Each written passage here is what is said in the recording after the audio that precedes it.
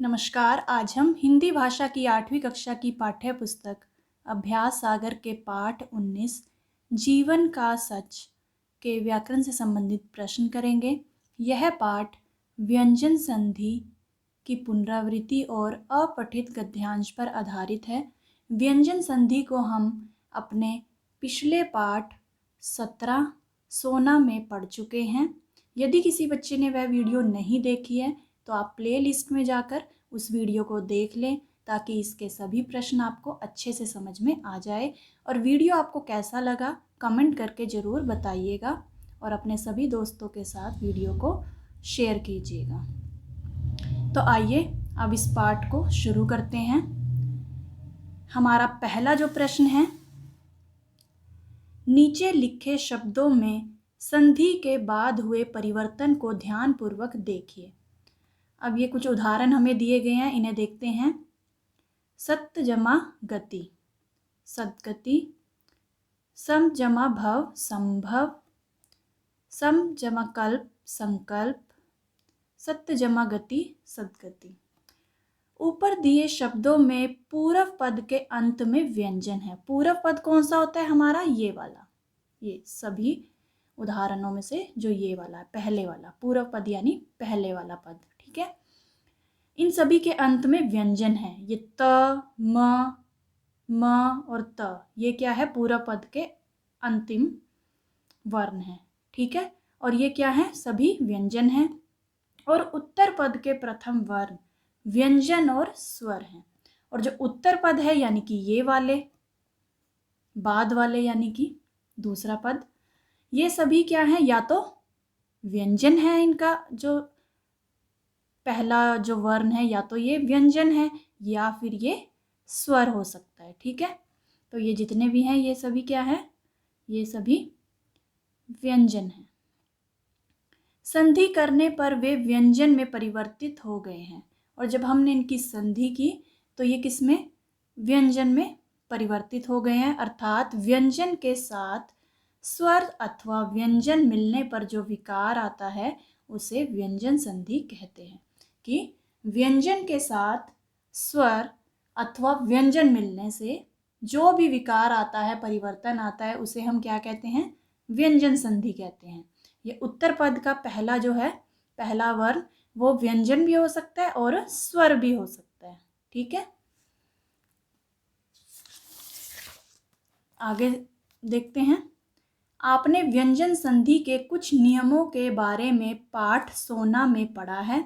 अब हम इस पाठ में व्यंजन संधि के अन्य नियमों के बारे में जानकारी प्राप्त करेंगे। दूसरा प्रश्न, नीचे लिखे शब्दों में संधि के बाद हुए परिवर्तन को ध्यानपूर्वक देखिए। अब ये देखिए, पहला उदाहरण देखिए। अनु जमा छेद क्या बन गया? अनुच्छेद। स्व जमा छंद, स्वच्छंद। आ जमा छादन, आच्छादन, आच्छादन, ठीक है। यदि पहले शब्द का अंत किसी स्वर पर हो, ध्यान दीजिए, यदि पहले शब्द का अंत, ये पहला शब्द है, इसका अंत यदि स्वर हो, ये देखिए इसमें छोटे ऊ की मात्रा है, इस व में अस्वर है और ये तो स्वर ही है, आ जो है वो स्वर ही है।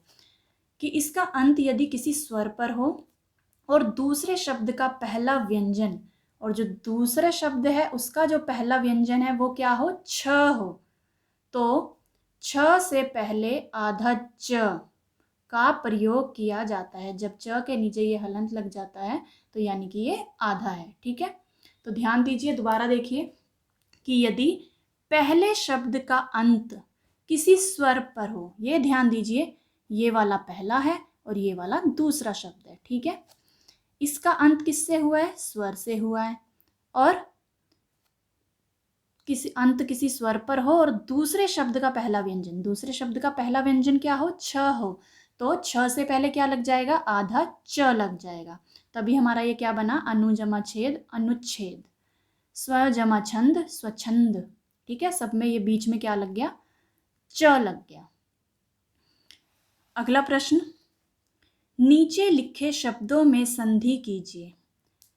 अब हमने जो अभी प्रश्न किया ऊपर, उसी के को ध्यान में रखते हुए, उसी नियम को ध्यान में रखते हुए हमें ये संधि करनी है, ठीक है। जैसे छत्र जमा छाया, अब ये देखिए त्र में अ है, अ स्वर है, और ये छ है। दूसरे शब्द का पहला व्यंजन क्या है? छ है। तो छ से पहले क्या लग जाएगा? आधा च लग जाएगा। तो क्या बन जाएगा? छत्र जमा छाया, छत्र छाया, ठीक है। वि जमा छेद, विच्छेद। परि जमा छेद, परिच्छेद। संधि जमा छेद, संधि छेद, ठीक है। तो इस तरह से छ से पहले च लग जाएगा यदि पहले शब्द का अंत किसी स्वर से हो। इसमें भी अ है, और ये व में छोटी ई की मात्रा है। परि र पे भी छोटी ई की मात्रा, और इस ध पे भी छोटी ई की मात्रा, यानी कि इनका अंत किससे हो रहा है? स्वर से हो रहा है, ठीक है। अब अगला प्रश्न देखते हैं। नीचे लिखे शब्दों में संधि के बाद हुए परिवर्तन को ध्यानपूर्वक देखिए। सम जमा कल्प, संकल्प, या इस तरह से भी लिख सकते हैं आप। सम जमा बंध, संबंध, इस तरह से और इस तरह, दोनों तरह से आप लिख सकते हैं। सम जमा तोष, संतोष। सम जमा वहन, संवहन। सम जमा योग, संयोग, संयोग, ठीक है। अब हम इसका देखते हैं ये किस तरह से हुई है संधि। सभी शब्दों में पहले शब्द का अंतिम वर्ण आधा म है, ठीक है, और दूसरे शब्द का पहला वर्ण व्यंजन है। तो एक बार देख लेते हैं दोबारा से ये उदाहरण। इन्होंने क्या दिया गया आगे कि जो सभी शब्द हैं उनके पहले शब्द का अंतिम वर्ण, ये पहले शब्द हैं और इनका अंतिम क्या है? आधा म। और दूसरे शब्द का दिया गया है कि दूसरे शब्द का पहला वर्ण व्यंजन है। क भी व्यंजन है, ब भी व्यंजन है, त भी व्यंजन है, व और य, ये सभी क्या है? व्यंजन है। तो आगे देखते हैं कि क्या परिवर्तन आएगा इसमें।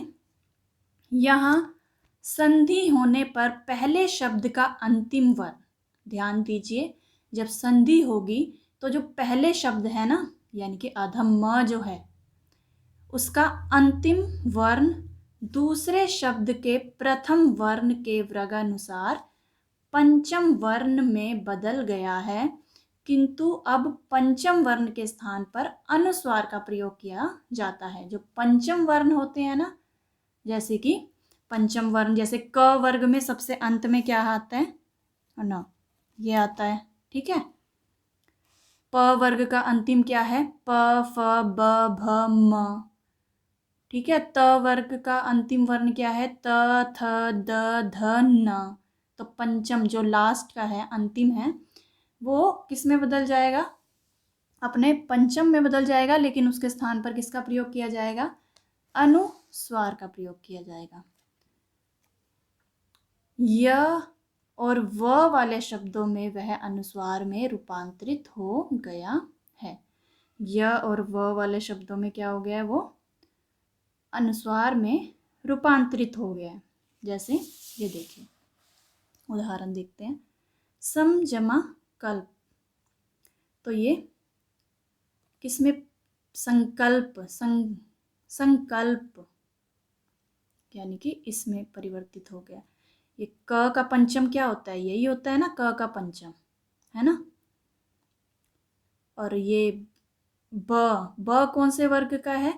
प, फ, ब, और प का अंतिम क्या है? प, फ, ब, भ, म। तो ये किस में परिवर्तित हो गया? म में। ये देखिए अनुस्वार म में, देखो म संबंध, और ध किसका है? त, थ, द, ध, न, है ना। तो ये न में परिवर्तित हो गया, संबंध। समतोष, अब ये त का अंतिम वर्ण क्या है? त वर्ग का त, थ, द, ध, न है ना। तो ये न में परिवर्तित हो गया है, म, ठीक है। और सम जमा वहन, संवहन। सम जमा योग, संयोग। इसमें क्या दिया गया था? य और व वाले शब्दों में वह अनुस्वार में रूपांतरित हो गया, ठीक है। ये य वाले हैं, ये व वाले, तो इसमें क्या होगा, ये अनुस्वार में, ये जो म है ये किस में परिवर्तित हो जाएगा, अनुस्वार में। ठीक है, अब अगला प्रश्न देखते हैं। नीचे लिखे शब्दों में संधि कीजिए। अब जो हमने अभी प्रश्न किया उसी के अनुसार हमें, उसी नियम के अनुसार यहाँ पे हमें संधि करनी है। अहम जमा कार, अहंकार, हमें इस म को किसमें, अनुस्वार में परिवर्तित कर देना है। सम जमा घात, संघात, सम जमा भव, संभव, सम जमा रक्षण, संरक्षण, सम जमा वाद, संवाद। ठीक है, इस तरह से इनका संधि की जाएगी। नीचे लिखे शब्दों का संधि विच्छेद कीजिए। अब हमें संधि दी गई है, हमें उसका संधि विच्छेद करना है। जैसे संजय, तो आपको पता है ये जितने भी अनुस्वार हैं इनके स्थान पर क्या आएगा, आधा म आ जाएगा। ठीक है, तो सम जमा जय, सम जमा जय हो जाएगा संजय का। संपूर्ण का सम जमा पूर्ण, संजीवन का सम जीवन, संसार का सम जमा सार, संशय का सम जमा शय। ठीक है, इस तरह से इनकी संधि की जाएगी। अगला प्रश्न, नीचे लिखे शब्दों को ध्यानपूर्वक पढ़िए। अब हमें इन शब्दों को ध्यानपूर्वक देखना है कि इनमें क्या परिवर्तन हुआ है। सम जमा मुख, सम्मुख, सम जमा मान, सम्मान, पहले शब्द का अंतिम व्यंजन आधा म है और दूसरे शब्द का पहला व्यंजन भी म है। संधि करने पर पहले शब्द के म में कोई परिवर्तन नहीं आया, मतलब कि उसमें कोई भी परिवर्तन नहीं आया। एक बार देख लेते हैं दोबारा क्या कहा है इन्होंने। पहले शब्द का अंतिम क्या है, आधा म, और दूसरे शब्द का पहला क्या है, वो भी म है, म व्यंजन। ठीक है, तो इसमें कोई भी परिवर्तन नहीं आया। ये आधा म था पहले भी, और जब इसकी संधि की गई तब भी ये आधा म ही रहा। यहाँ पे भी आधा म था और जब संधि करने पर ये आधा म ही रहा, सम्मान। ठीक है, इस तरह से म, आधे म के बाद म आने पर द्वित्व, द्वित्व यानी कि आधा म और पूरा म लिखा जाता है, वहां अनुस्वार का प्रयोग नहीं होता। ठीक है, जब इस तरह से आए, पहले शब्द का अंतिम व्यंजन म हो और दूसरे शब्द का पहला व्यंजन भी म हो, तो वहां पर आपने अनुस्वार का प्रयोग नहीं करना है, तो वो आपका क्या हो जाएगा, गलत हो जाएगा। तो वहां पर आपने क्या करना है, द्वित्व व्यंजन लगा देना है, आधा म और पूरा म। ठीक है, वहाँ पे अनुस्वार का प्रयोग नहीं करना आपने। तो आपका जो, अगर आप अनुस्वार का प्रयोग करोगे तो आपका जो वो उदाहरण है वो गलत हो जाएगा। जैसे हमें क्या उदाहरण दिया गया था, हमें दिया गया था सम्मुख। क्या दिया गया था हमें, सम्मुख। तो आपने इसको इस तरह से नहीं लिखना है, आपने इसको इस तरह से नहीं लिखना है, ये आपका क्या हो जाएगा, गलत। आपने क्या लिखना है, इसको स, और इस आधा मा है तो ये आधा का आधा ही रहेगा, और मुंह ये भी इस तरह से ही लिखा जाएगा। तो ये आपका सही होगा, ये आपका गलत होगा। पर आपको ये नियम ध्यान में रखना है कि पहले शब्द का अंतिम व्यंजन म है और दूसरे शब्द का पहला व्यंजन भी यदि म हो तब ये नियम लगेगा। ठीक है, अब उदाहरण देखते हैं। नीचे लिखे शब्दों में संधि कीजिए। सम जमा मति, अब देखिए यहाँ पर ये भी म है और ये भी म है।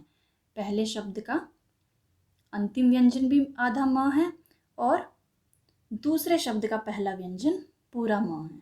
तो क्या होगा यहाँ पर, द्वित्व में ये दोनों जो है जब आपस में संधि होगी इनकी तो ये द्वित्व व्यंजन में बदल जाएंगे। तो सम्मति, सम जमा मति, सम्मति, सम जमा मोहन, सम्मोहन।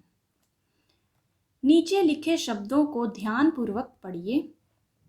भूष जमा न भूषण, तर जमा न तरण, रि जमा न ऋण।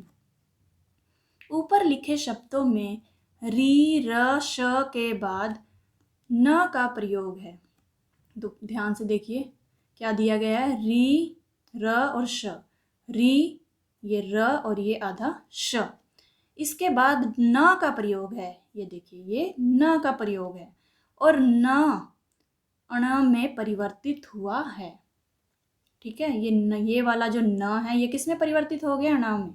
ठीक है, तो याद रखिए यदि री र और श के बाद न हो, री र और श षटकोण के बाद न हो तो इन दोनों के बीच में कोई स्वर क वर्ग और प वर्ग का कोई वर्ण, अनुस्वार या य व ह हो तो न का अण हो जाता है। ठीक है, तो आपने ये नियम अच्छे से याद करने हैं। ये व्यंजन संधि में यही है, आपको नियम के अनुसार ही उदाहरण संधि करनी होगी। ठीक है,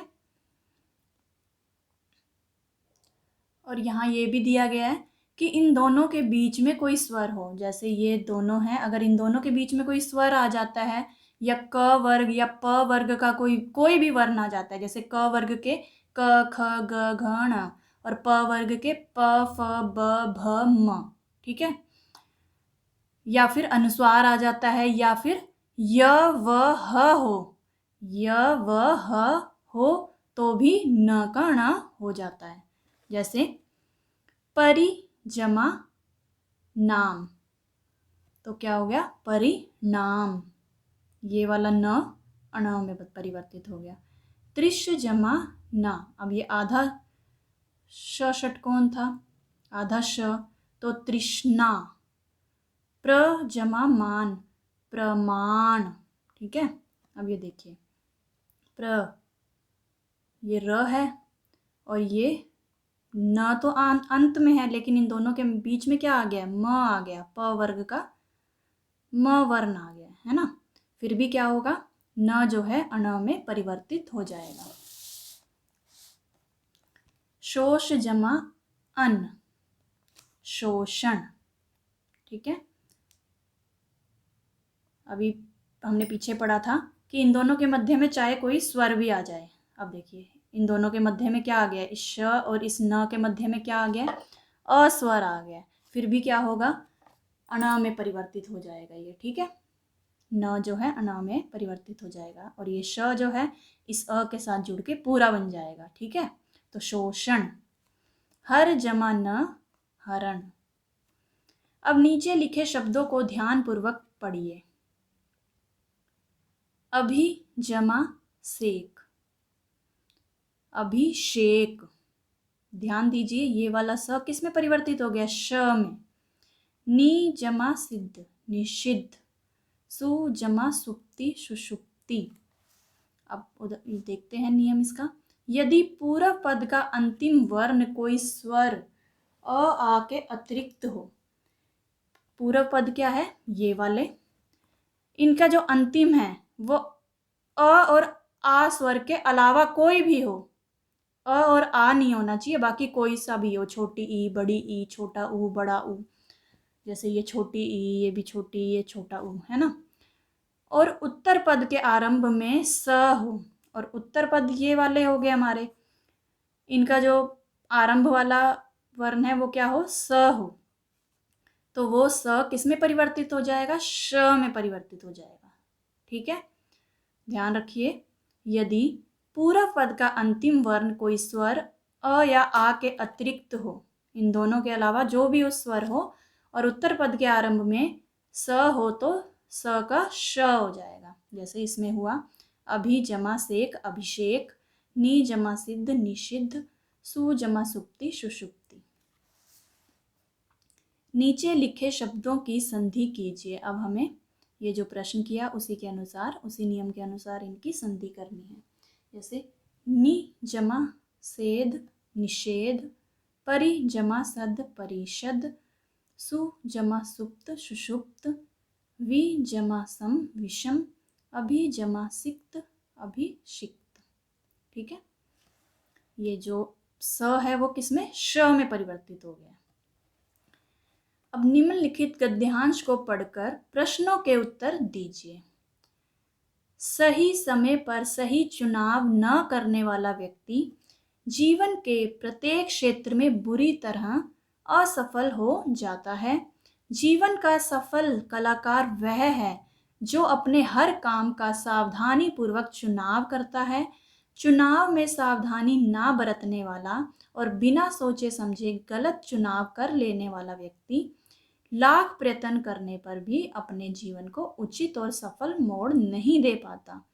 जो व्यक्ति अपने खाने पीने, खेलने कूदने, पढ़ने लिखने और मित्रों के साथ मनोरंजन के कार्यक्रमों में चुनाव करते समय सावधानी नहीं बरतता, उसकी दशा उस पेटू जैसी हो जाती है जो अनाप शनाप जो भी सामने आता है खाए जाता है और अपना स्वास्थ्य चौपट कर बैठता है। होना यह चाहिए कि हम यह सोच समझकर तय करें कि हमें किस समय उठना है और किस समय सोना है, हमें क्या, कितना और कब, क्या और किस तरह पहनना है, हमें किन लोगों को मित्र बनाना है और किन से थोड़ी दूरी बनाए रखनी है। अब हमने ये जो गद्यांश था इसे पढ़ा। अब इसी गद्यांश के आधार पर हमें प्रश्न जो हमें आगे दिए गए हैं इनके उत्तर देने हैं। पहला प्रश्न देखते हैं, कैसे लोग जीवन को सफल नहीं बना पाते और क्यों? तो इसका उत्तर है, वह लोग जो सही समय पर सही का चुनाव नहीं कर पाते हैं वो जीवन को सफल नहीं बना पाते। क्योंकि वह सही निर्णय लेने वाले समय को बर्बाद कर चुका होता है। ठीक है, कि जो व्यक्ति जो है सही समय पर अपना जो विचार है वो सामने नहीं रख पाता और कोई भी फैसला नहीं ले पाता और उसका जो समय है वो बर्बाद हो जाता है, क्योंकि समय जो है किसी के लिए नहीं रुकता। तो हमें सही समय पर सही चुनाव कर लेना चाहिए ताकि किसी भी कठिनाई का हमें आगे सामना ना करना पड़े। और ऐसे लोग जो सही समय पर सही चुनाव नहीं कर पाते वही अपने जीवन को सफल नहीं बना पाते। अगला प्रश्न, ठीक चुनाव न करने वाले व्यक्ति की तुलना पेटू व्यक्ति से क्यों की गई है? तो उत्तर है इसका, ठीक चुनाव न करने वाले व्यक्ति की तुलना पेटू व्यक्ति से इसलिए की गई है क्योंकि वह अपने स्वास्थ्य की चिंता किए बिना अनाप शनाप वस्तुएं खा जाता है। कि जो भी उसके सामने आता है चाहे वो उसके स्वास्थ्य के लिए अच्छा है या बुरा है, लेकिन वो इसकी चिंता किए बिना उसे खा लेता है। तो इसी तरह से जो ठीक चुनाव नहीं कर पाता अपने जीवन में उस व्यक्ति की तुलना भी पेटू व्यक्ति से की गई है। ठीक दिनचर्या के लिए क्या क्या सावधानी आवश्यक है? ठीक दिनचर्या यानी कि जो हमारा रूटीन है उसके लिए हमें क्या क्या सावधानियां बरतनी चाहिए। ठीक दिनचर्या के लिए हमें अपने उठने, सोने, खाने पीने तथा पहनने का सही समय और तरीका निश्चित करना आवश्यक है।